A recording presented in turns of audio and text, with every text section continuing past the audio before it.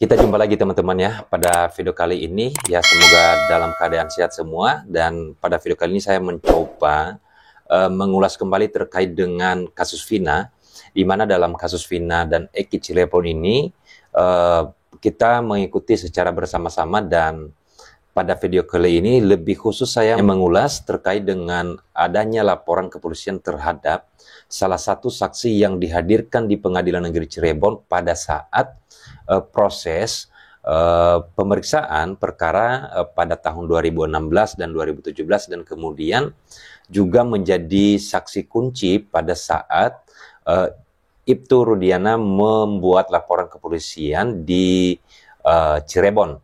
Dan kemudian saksi yang dilaporkan ini juga adalah merupakan saksi yang menjadi saksi dalam peninjauan kembali 7 terpidana. Nah, selain daripada saksi yang dihadirkan, juga ada salah satu lagi saksi lain yang dilaporkan oleh pihak AEP di kepolisian di Polda Metro Jaya. Pastinya teman-teman sudah tahu semua, yang dilaporkan oleh AEP waktu itu di Polda Metro Jaya adalah saksi Dede yang merupakan saksi pertama ya dari perkara ini. Kemudian Pak Deddy Mulyadi juga dilaporkan oleh AEP di Polda Metro Jaya terkait dengan adanya ya dugaan penyebaran informasi bohong gitu ya kepada masyarakat atau kepada publik melalui media sosial. Nah, ini perlu kita pertanyakan. Yang perlu dipertanyakan apa?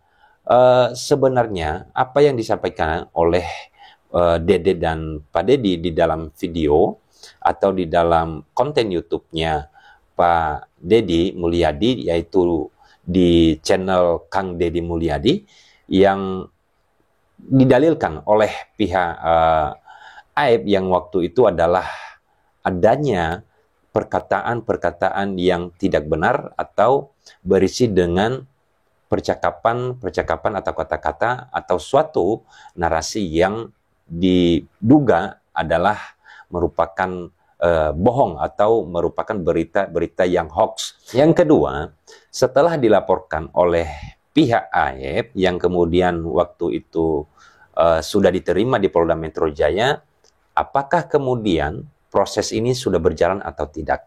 Nah, itu yang perlu kita pertanyakan ini ke pihak kepolisian. Kalau tidak jalan, artinya sebenarnya bagaimana nasibnya laporan kepolisian ini? Nah, perlu kita ketahui bahwa laporan kepolisian ini dibuat pada tanggal 30 Juli 2024, yaitu LP garing B garing 4352 garing 7 Romawi garing SPKT garing Polda Metro Jaya. Nah, kemudian waktu itu dibantu atau didampingi oleh kuasa hukumnya AEP, yaitu dari PBH Perhaki, yaitu kita tahu ada Bang Pitra ya kalau nggak salah namanya. Kemudian yang menjadi tuduhan ini, nah ini kan dituduhkan ya kepada Pak Deddy dan juga ditujukan kepada Dede oleh AEP ya.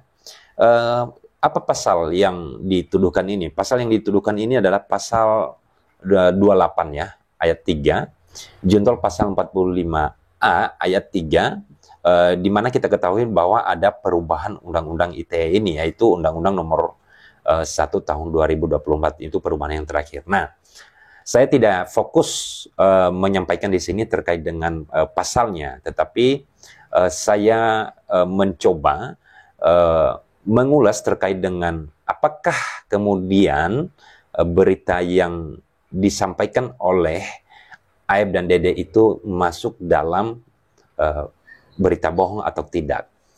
Yang perlu kita tahu ini adalah poin yang pertama, ketika ada kalimat atau perkataan di dalam sebuah konten di media sosial, kalau itu disampaikan adalah merupakan suatu perkataan yang sebenarnya itu adalah terjadi, maka tidak masuk di dalam Undang-Undang ITE. Nah, yang kemudian jika percakapan itu sudah dilihat satu persatu dan kemudian ternyata atau sudah diikuti durasi dari konten tersebut dan ternyata perkataan itu adalah perkataan yang justru untuk mendukung apa yang diinginkan oleh masyarakat, apa yang diinginkan oleh publik, maka seharusnya tidak masuk di dalam unsur Undang-Undang ITE. Itu yang kedua. Yang ketiga, ketika seseorang menyampaikan sebuah narasi di dalam konten di media sosial, di mana kalimat tersebut adalah merupakan kalimat yang justru untuk melakukan pembelaan dirinya, maka ini juga tidak bisa dibilang berita bohong, tetapi juga tidak bisa dijerat dengan pasal pencemaran nama baik. Kenapa? Karena di dalam undang-undang yang baru, yaitu Undang-Undang Nomor 1 tahun 2024 tentang ITE ini mengatakan bahwa jika itu adalah untuk kepentingan pribadi atau untuk kepentingan masyarakat umum, maka tidak disebut sebagai pencemaran nama baik. Nah, itu harus diingat dulu. Ya, poin-poin paling penting. Nah, ini perlu dicatat ya. Dibilang berita bohong ini, berita bohong itu kan beritanya memang apa yang disampaikan memang benar-benar tidak ada, tetapi disampaikan berita-berita itu. Oke.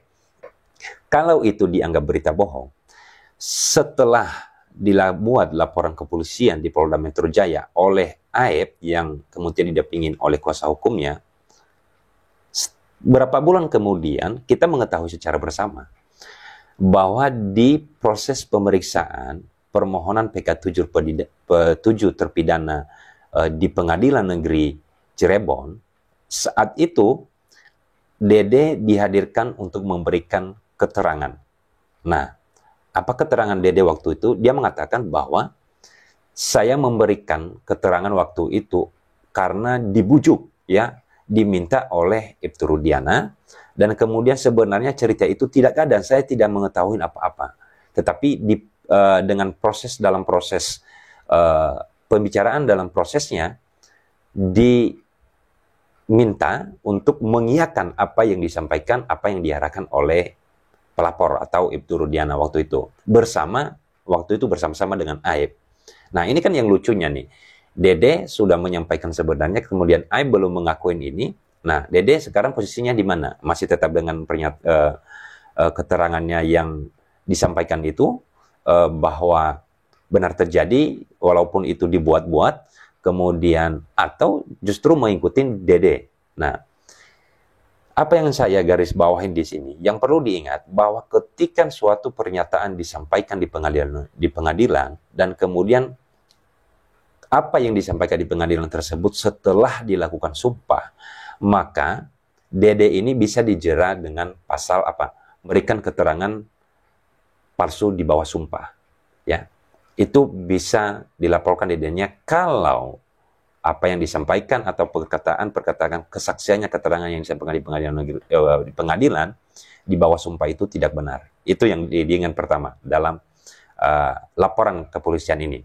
Yang kedua, Pak Deddy Mulyadi juga menjadi saksi waktu itu. Kenapa menjadi saksi? Karena beliau itu mencoba melakukan interview kepada beberapa orang yang ada yang mengetahui terkait dengan kasus Vina dan Eki Cirebon ini. Nah, pertanyaannya, apakah kemudian Pak Deddy Mulyadi bisa dijerat dengan pasal kebohongan? Pasal bohong ini adalah itu seperti yang saya sampaikan tadi. Kalau memang apa yang disampaikan di dalam konten di YouTube-nya adalah tidak benar, maka itu bisa. Nah, kemudian ditambahkan juga sebenarnya laporan kepolisiannya ketika Pak Deddy Mulyadi menjadi saksi di proses pemeriksaan peninjauan kembali, kan disumpah. Nah, kalau memang itu tidak benar, harusnya ya pihak dari AEP itu atau Pak Rudiana ya melaporkan dong terkait dengan memberikan keterangan palsu di bawah sumpah. Kan begitu. Nah itu yang jadi pertanyaan. Ini hal-hal yang harus kita ingat. Hal yang lain adalah di mana juga kita ketahui bahwa Dede ini sebenarnya kan sudah dilaporkan ya terkait dengan keterangan palsu di bawah sumpah. Namun tidak saya fokus di sini untuk membahasnya. Saya fokus terkait dengan laporan kepolisian terhadap Dede dan Pak Deddy Mulyadi terkait dengan berita bohong gitu ya. Nah, sudah bulan Juli 2024 dilaporkan atau dibuat laporan kepolisian ini di Polda Metro Jaya. Kita perhatikan sekarang sudah tidak ada lagi informasi. Bagaimana perkembangannya? Apakah laporan kepolisian ini diproses atau tidak? Kalau tidak diproses, seharusnya diberikan alasannya. Berikutnya, kalau laporan kepolisian ini ternyata adalah tidak memenuhi unsur di dalam pasal Undang-Undang ITE, harusnya ya diberhentikan dan harus ada kejelasannya.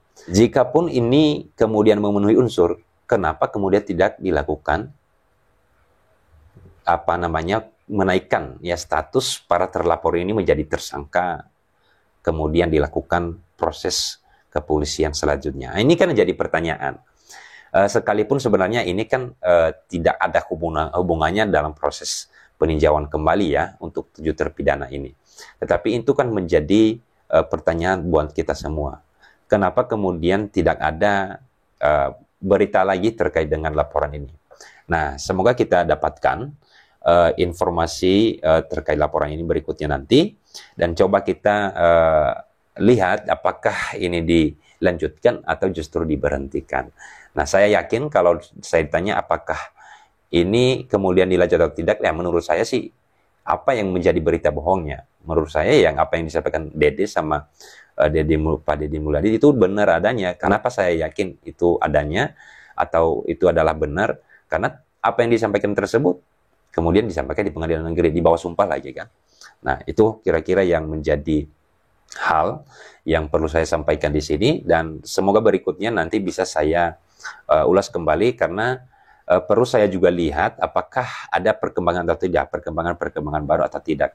Berikutnya kemungkinan besar akan saya bahas terkait dengan laporan Dede terhadap Dede, dan kemudian saya membahas terkait dengan proses atau perkembangan peninjauan kembali untuk 7 terpidana ini. Semoga bermanfaat dan semoga bisa kita jumpa lagi pada konten berikutnya.